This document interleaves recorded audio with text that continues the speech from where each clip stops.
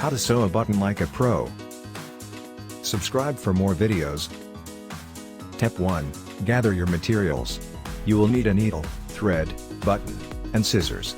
If you are sewing the button onto a thick fabric, you may also need a thimble to protect your finger as you push the needle through the fabric. Step 2. Cut a length of thread that is about twice the length of your outstretched arm. Thread the needle and tie a knot at the end of the thread. Step 3. Determine where you want to sew the button. It is usually best to sew the button onto the garment so that it is centered over the corresponding buttonhole. If there is no buttonhole, you can place the button wherever you like. Step 4. Place the button on the fabric and hold it in place with your thumb.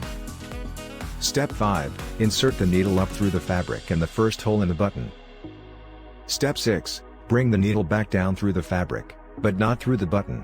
You should now have a small loop of thread on the underside of the fabric. Step 7.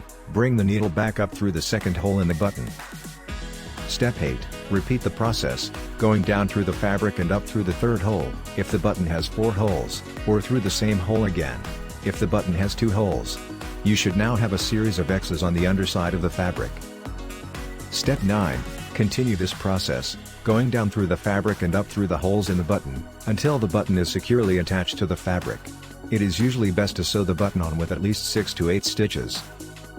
Step 10. Once the button is securely attached, you can tie off the thread by making a small knot on the underside of the fabric. To do this, bring the needle back down through the fabric and tie a knot with the tail of the thread. Step 11. Trim the excess thread with the scissors.